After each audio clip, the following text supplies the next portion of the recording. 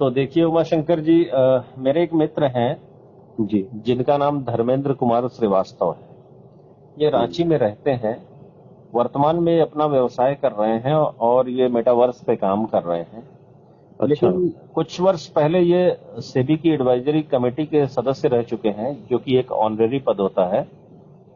तो ये वर्ष 2015 के आसपास की बात है, जब उन्होंने क्रिप्टो करेंसी को जानने और सीखने के लिए सिंगापुर गए थे। अच्छा। और वहां पे उन्होंने पूरी क्रिप्टो करेंसी की पूरी मतलब शिक्षा ली, ऑफिशियली शिक्षा ली, फीस पे कर ओके। लगभग 7 लाख रुपए क्रिप्टो करेंसी को जानने के लिए वहां उन्होंने फीस दिया। अच्छा। और वहां जो उनको बताया गया वो आपको पूरे इंटरनेट पर कहीं नहीं मिलेगा। अच्छा वहां जी। पढ़ाई हुई, फिर उन्होंने 2 लाख रुपए और फीस पे किया और ऑनलाइन एग्जाम दिया अमेरिका की एक संस्था से। ओके, इसी पे क्रिप्टो करेंसी हाँ, पे ही। इसी क्रिप्टो करेंसी पे ही पढ़ाई ओके। यहाँ हुई और एग्जाम वहां पे हुआ है। हम्म। तो जब मैंने पूछा उनसे कि आपने वहां इतने पैसे खर्च करके क्या सीखा, तो उन्होंने बहुत मतलब उतने विस्तार में नहीं गए जितने विस्तार से उनकी पढ़ाई हुई। लेकिन उन्होंने संक्षेप में जो बात बताया वो आज मैं आपको बताने जा रहा हूं। जी बिल्कुल। उन्होंने कहा कि पहले एक बात समझिएगा कि दुनिया में कोई भी देश 4 कम्युनिटी न हो तो जीवित नहीं रह सकता। 4 कम्युनिटी, कौन कौन लोग? सबसे पहला गोल्ड के यानी सोने के व्यवसायी, दूसरा ड्रग्स के कारोबारी, तीसरा शस्त्र के कारोबारी, और चौथा हवाला कारोबारी। पहला गोल्ड क्यों? क्योंकि किसी भी देश की मुद्रा का वैल्यूएशन इंटरनेशनल मार्केट में उस देश में मौजूद गोल्ड के रिजर्व और विदेशी मुद्रा के भंडार के आधार पर होता है। जब जब इंटरनेशनल मार्केट में उसकी वैल्यू गिरती है तब तब वो स्वर्ण मुद्राओं के कारोबारियों से सोना परचेज करके अपने भंडार को बढ़ाने की कोशिश करते हैं।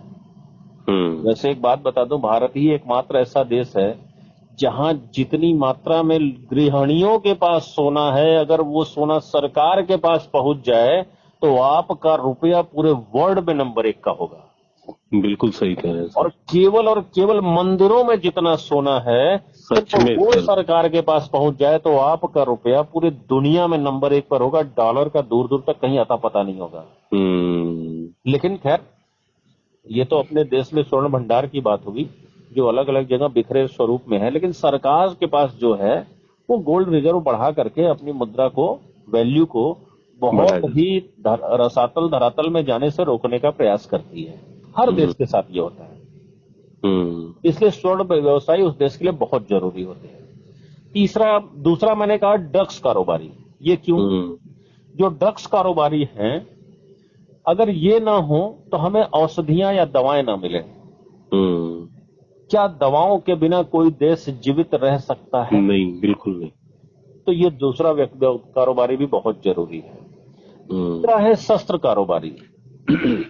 क्या शस्त्रों के बिना कोई देश जीवित रह सकता है? आज रूस और यूक्रेन में जो जंग छिड़ी हुई है, रूस के पास इतने आधुनिक शस्त्र हैं और कहीं ना कहीं यूक्रेन उसमें पिछड़ता दिख रहा है। लेकिन हम युद्ध पे न जाते हुए इस बात की चर्चा करते हैं कि शस्त्र कारोबारी कितना जरूरी है किसी देश के लिए, उसकी अपनी रक्षा के लिए। और चौथा है हवाला कारोबारी। अब ये बड़ा अजीब सा नाम है हवाला, ये तो गलत लोग होते हैं। लेकिन इनका जो पैटर्न होता है ये कभी कभी सरकार को बहुत मदद करता है। आरबीआई के पास जो कुछ चुनिंदा हवाला कारोबारी हैं जो उसके सिक्के को बाजार में ले जाते हैं। क्या आपने कभी देखा है कि आपको जो ये फुटकर पैसे बाजार में मौजूद दिखते हैं, 50 पैसे, 1 रुपए, 2 रुपए, 5 रुपए, 10 रुपए, ये जो सिक्के हैं ये आपको कभी बैंक से मिले हैं या आपने कभी बैंक में जमा किया है? नहीं, कॉइन तो खैर कभी नहीं देखा। नहीं मिले। तो दुकानदार ही लेते हैं। टकसाल में है और दिखता मार्केट में है, तो टकसाल से मार्केट तक का जो सफर है ये कैसे ये सिक्का तय करता है? क्योंकि बैंक के माध्यम से इसलिए नहीं मिलता क्योंकि इसका रख रखाव, इसकी काउंटिंग और इसका वजन, ये जो है करेंसी चेस्ट से बैंक तक लाने की प्रक्रिया ये बहुत ही जो है जटिल है, सुरक्षा की दृष्टि से भी और ले आने और ले जाने की दृष्टि से भी। तो ये हवाला कारोबारी का यहाँ रोल आता है। जब भी टकसाल से सिक्के नए बन के निकलते हैं तो आरबीआई बहुत ही गोपनीय तरीके से हवाला कारोबारियों के माध्यम से इसे हर शहर तक पहुंचाता है और हवाला कारोबारी इसे मार्केट में लिक्विडेट करते हैं, फैलाते हैं। आपको हर शहर में कुछ कटे फटे नोट बदलने वाले लोग मिल जाते हैं।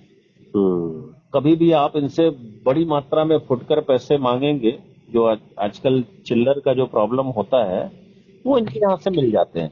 आप जितना चाहें इनको पूछेंगे मिल जाएंगे, नया मांगेंगे तो नए भी मिल जाते हैं, पुराने भी मिल जाते हैं।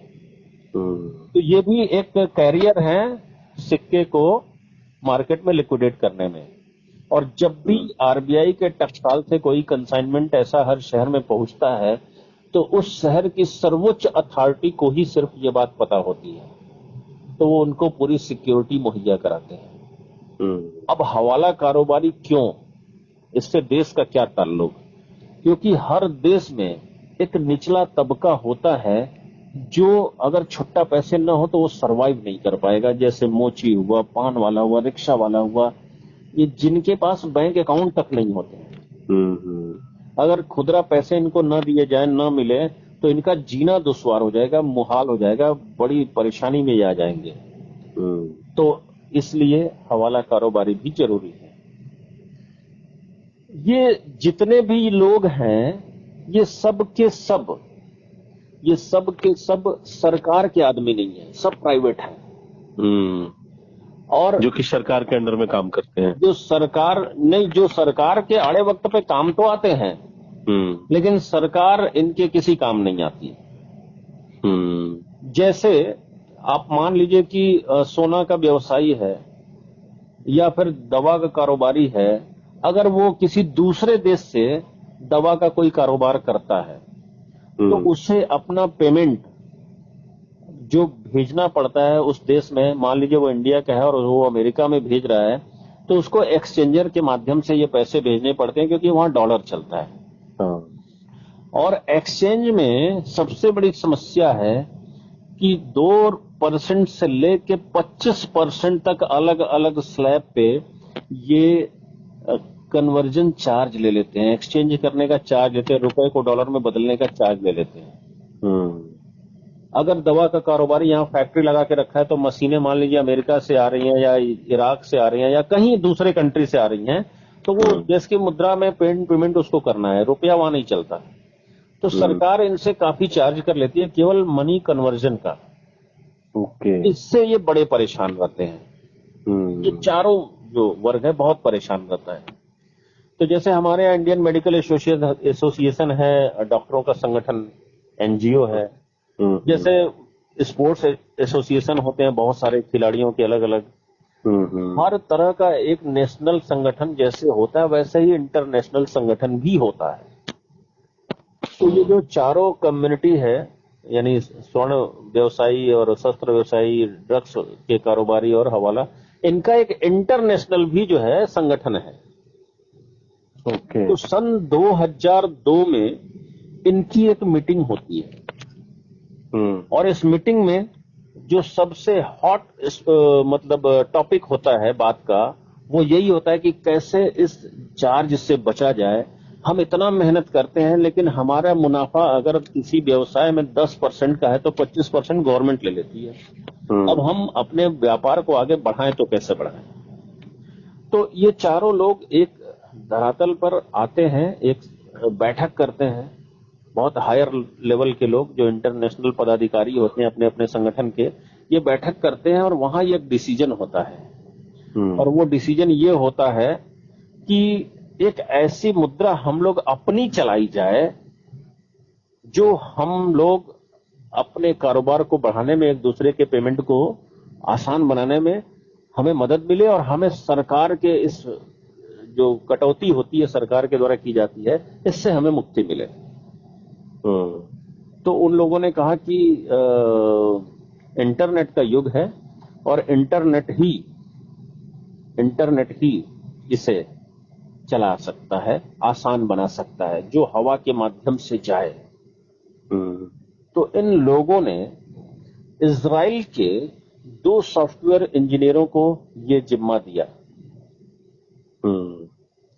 ध्यान रखिएगा, टेक्नोलॉजी के मामले में जापान को पूरी दुनिया में बहुत अच्छा समझा जाता है, लेकिन इजराइल टेक्नोलॉजी के मामले में इतना साउंड है, इतना शक्तिशाली है, जिसका नाम डंका दुनिया में जापान की तरह नहीं बजता, लेकिन वो बहुत ही शक्तिशाली है। बिल्कुल। अगर मैं उसका एक एग्जांपल दूं कि टेक्नोलॉजी के बारे में, कि अमेरिका के पास भी परमाणु बम है, लेकिन अगर वो किसी शहर में परमाणु बम फोड़ेगा तो केवल वो शहर जाएगा। लेकिन इजराइल के पास जो परमाणु बम है, मतलब अमेरिका का परमाणु बम जब धरती से टकराएगा तब फटेगा।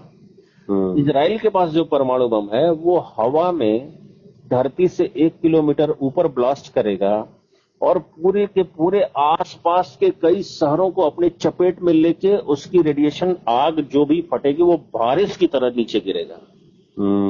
यानी एक परमाणु बम कई शहरों को ले सकता है। और ये टेक्नोलॉजी सिर्फ और सिर्फ इजराइल के पास। अगर आप देख लें मोबाइल की बात, तो हाथों में लिपट जाए ऐसा मोबाइल अगर किसी ने बना लिया है तो सबसे पहले दुनिया में इजराइल ने बनाया, जिसने अपनी टेक्नोलॉजी अपने देश से बाहर जाने नहीं दी। अगर वॉकिंग मतलब टॉकिंग मोबाइल की बात करें तो उसने एक ऐसा मोबाइल भी बनाया है जो सिर्फ आप मुंह से बोलेंगे मोबाइल अचानक से ऑन होगा, जिसका नाम लेंगे कॉन्टेक्ट लिस्ट में होगा, उसको कॉल जाएगा और फिर वो कॉल जब आप कट करना चाहेंगे कट हो जाएगा।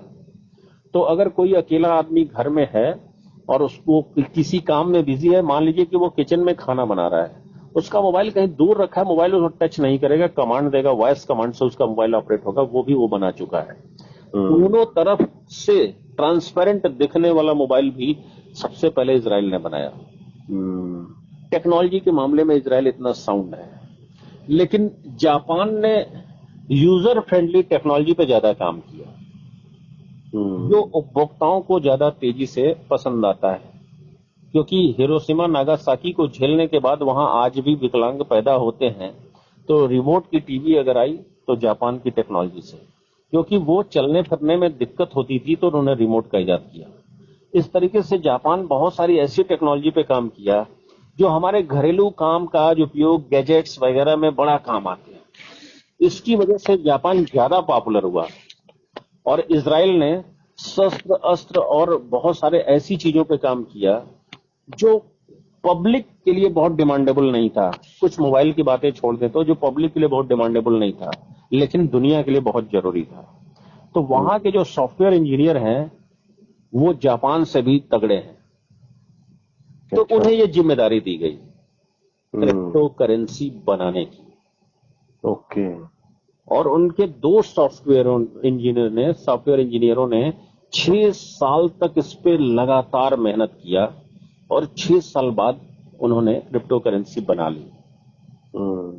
और बनाने के बाद पूरी व्यवस्था इन चारों कम्युनिटी के पदाधिकारियों को समझाई। इन चारों कम्युनिटी के लोगों ने अपने संगठन के माध्यम से एक अमाउंट फिक्स किया और सब ने उस अमाउंट को एक संस्था बना करके वहां जमा किया।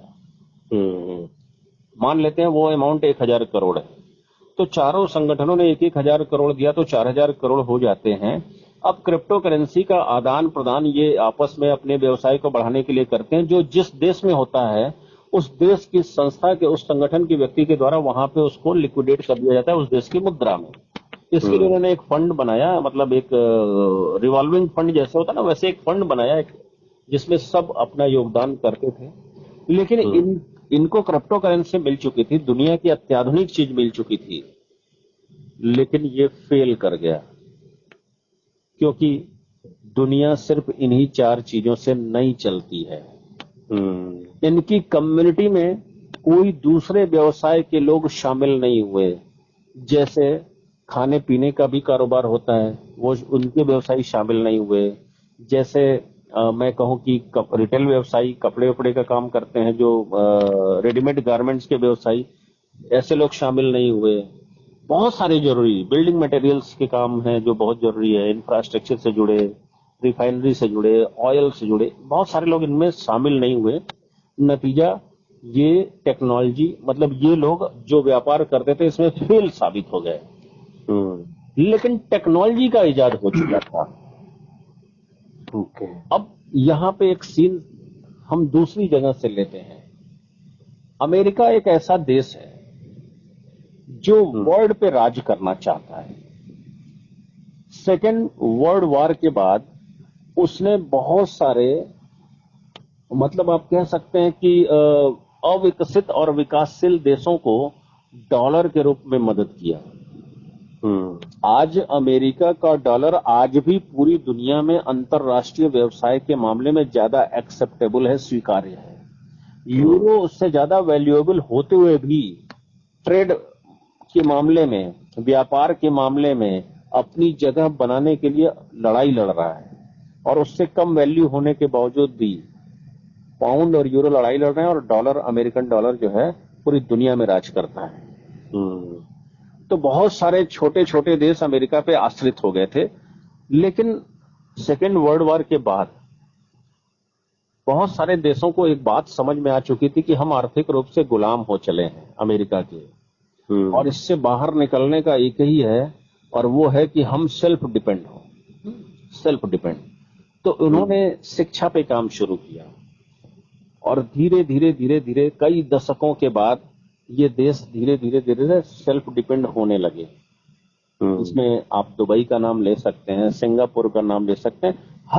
हर देश ने अपने अपने स्तर पे तरक्की थोड़ी सी हासिल की है, और जैसे जैसे वो तरक्की हासिल करते गए वैसे वैसे वो उनकी अमेरिका पर से निर्भरता कम होती गई। और ये बात अमेरिका को समझ में आ चुकी थी कि दुनिया पे राज करना है तो देशों को आर्थिक रूप से गुलाम बनाना पड़ेगा, और उसका डॉलर अब कोई स्वीकार करेगा नहीं। आने वाले दौर में डॉलर ज्यादा दिन टिक नहीं पाएगा। तो उन्हें एक ऐसी मुद्रा की तलाश थी जो दुनिया पे उनका बादशाहत कायम कर सके, और उन्हें क्रिप्टो करेंसी जैसी चीज बनाई जा चुकी है इसका पता चल चुका था। लेकिन बनाई जा चुकी थी, उसके बाद पता चला, तो उनको यह भी पता चला कि इसका कोई मालिक नहीं है और न मालिक बन सकता है। लेकिन इनको दुनिया पे राज करना था, दुनिया का गुलाम बनाना था, और इनकी कोई अपनी इजाद थी भी नहीं। तो इन्होंने उन दोनों सॉफ्टवेयर इंजीनियरों को अपने यहाँ हाईजैक कर लिया, अपहरण कर लिया, अपने यहाँ मतलब मेहमान बना लिया, उनको बहुत लग्जरी और सुविधाएं दी, और सारी रात जानने की कोशिश की कि क्या, कैसे हम इनको बिटकॉइन को संचालित कर सकते हैं, जिसका नाम बिटकॉइन बाद में पड़ा, कैसे हम इसको संचालित कर सकते हैं। तो वो बोला कि ये संभव नहीं है कि संचालित किया जा सके, लेकिन आप ज्यादा से ज्यादा बिटकॉइन पे अपना हक जमा सकते हैं। पूछा गया कैसे, तो उन्होंने बताया कि इसके माइनर्स बन करके, इसके ज्यादा से ज्यादा हैकर्स पैदा कर करके। तो अमेरिका के 1.5 लाख ब्यूरोक्रेट्स शब्द मैं इस्तेमाल कर रहा हूं, ये सबसे ज्यादा बिटकॉइन की माइनिंग में काम लगे हुए हैं। इनको हैकर्स कहा जाता है, और ये जो काम करते हैं उसको माइनिंग कहा जाता है। जो ब्लॉकचेन पे माइनिंग होती है, एक एक ट्रांजैक्शन को क्लियर करते हैं। तो क्योंकि सबसे ज्यादा माइनर्स अमेरिका के हैं, इसीलिए अमेरिका की बादशाहत इस पे रही। लेकिन जैसे जैसे इंटरनेट ने पूरी दुनिया में विस्तार पाया 2012 के बाद, वैसे वैसे ये बात भी सबको पता चलती गई कि बिटकॉइन की माइनिंग का जो सोर्स है, जो उसके कीज हैं, ये ओपन डेटाबेस में है, इसको कोई भी कर सकता है। तो दूसरे देशों में भी माइनिंग का कार्य शुरू हो गया। लेकिन अमेरिका सबसे पहले इस राज्य को जाना, तो उसने अच्छा, वो ये कभी दुनिया को बताना भी नहीं चाहता था कि ऐसी कोई चीज है जिसको हम थोड़ा सा कंट्रोल करने की कोशिश कर रहे हैं। तो उसने दो शब्द चुने जापानी, जापान की जो है भाषा में से, सातोशी, जो दशमलव के 8वें हिस्से को कहा जाता है। सॉरी, दशमलव के बाद 1 करोड़ के लिए कितने जीरो लगते हैं, जरा देख लीजिएगा। इकाई, दहाई, सैकड़ा, हजार, 10,000, लाख, 10 लाख, करोड़। यस, 8वें हिस्से को, 8वें हिस्से के का जो होता है उसको सातोशी बोलते हैं। तो वहां से उन्होंने सातोशी लिया। और नाकामोटो का मतलब होता है जापानी भाषा में चमत्कार। कभी कभी आप बच्चों के कार्टून चैनल पे चले जाइए, वहां पोगो और कार्टून नेटवर्क पे, वहां कुछ कार्टून में नाकामोटो शब्द का इस्तेमाल होता है। नाकामोटो मतलब चमत्कार।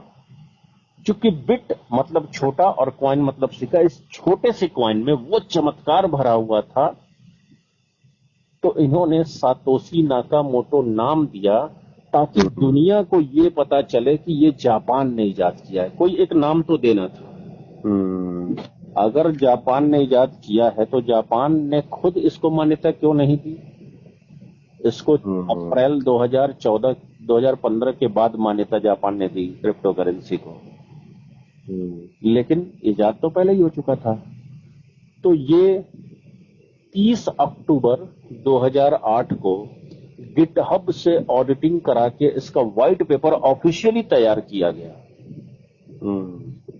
बिटकॉइन का, और इसके बाद इसको दुनिया में लॉन्च किया गया और इसको नाम दिया अमेरिका ने सातोशी नाकामोटो।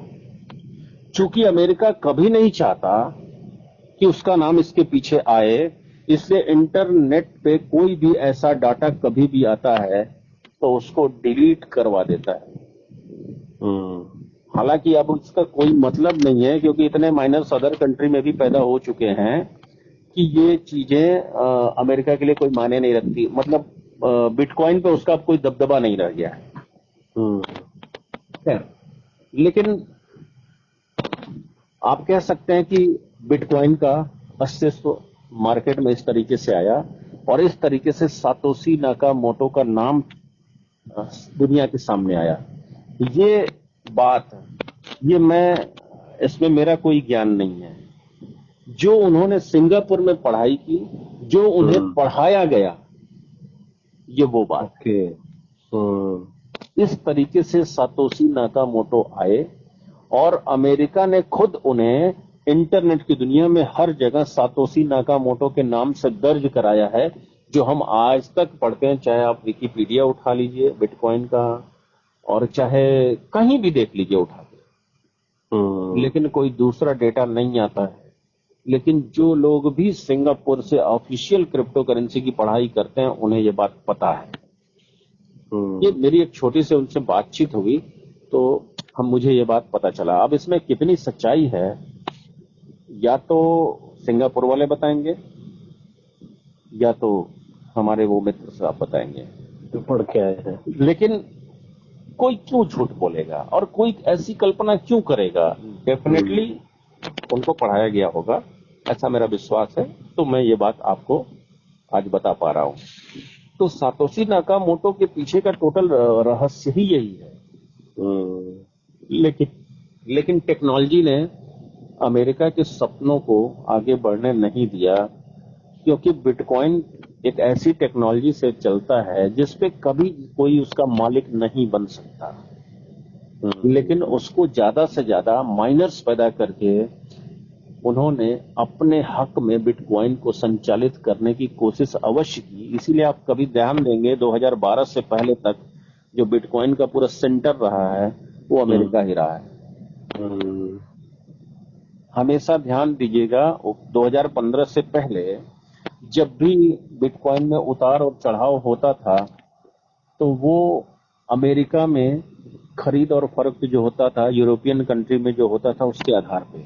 जब भी बहुत ठंड पड़ती थी, घर से बाहर निकलना मुश्किल हो जाता था, तो ये लोग बिटकॉइन बेच करके अपना आजीविका चलाते थे। उस समय बिटकॉइन अचानक से डाउन हो जाता था और जब गर्मियां आती थी, मौसम अच्छे होते थे, तो ये परचेज करके रखते थे कि फिर से ठंड में हमें जरूरत पड़ेगी तो बिटकॉइन का रेट ऐसे मौसम में चढ़ता और उतरता था।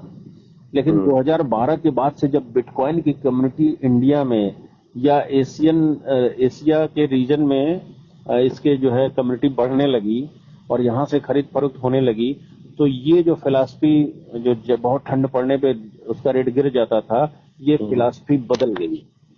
फिर डिमांड और सप्लाई पे चलने वाली चीज है, कभी भी ये घट जाती है और कभी बढ़ जाती है। ये डिपेंड करता है कि लोग इसको कैसे खरीद रहे हैं। क्योंकि ब्लॉकचेन का वर्जन वो फर्स्ट जनरेशन का ब्लॉकचेन था और अब जो है 5th जनरेशन का ब्लॉकचेन आ चुका है। आज पुराने वर्जन पे चलने वाले ब्लॉकचेन पे चलने वाले बिटकॉइन अगर उसको ब्लॉकचेन से वॉलेट से वजेस पे ट्रांसफर करें तो कभी कभी 3 से 4 घंटे लग जाते हैं और कभी कभी 12 से 16 घंटे भी लग जाते हैं एक बिटकॉइन के ट्रांजेक्शन क्लियर होने में। अब जिसका 52 लाख का बिटकॉइन 16 घंटे तक फंस जाए, उसका तो हार्ट अटैक से मौत हो जाएगी। बिल्कुल सर। लेकिन एड्रेस है, एड्रेस पे डाला है तो वो जाना ही जाना है, ठीक है ना, तो वो जाता है। लेकिन अभी जो 5th जनरेशन का ब्लॉकचेन आ चुका है, ये चंद सेकंडों में ट्रांजेक्शन क्लियर करता है। तो इसलिए वो पहली बार दुनिया के सामने प्रस्तुत किया गया था। वो एक इजाद था जिसको लोगों ने जाना और समझा नहीं था कि दुनिया इसे किस रूप में लेगी। लेकिन जब इसका भविष्य सामने आया, दुनिया इसे स्वीकारने लगी, जब ये चल निकला, तो ब्लॉकचेन में भी कई सारे अमेंडमेंट हुए, मतलब शोध हुए और उसको भी हाईटेक बनाया गया। आज उसका 5th वर्जन आ चुका है। तो आप कह सकते हैं कि ये जो क्रिप्टो करेंसी का सफर है, इसकी वजह दुनिया की वही 4 कम्युनिटी है जिसकी वजह से कोई एक देश सरवाइव नहीं कर सकता।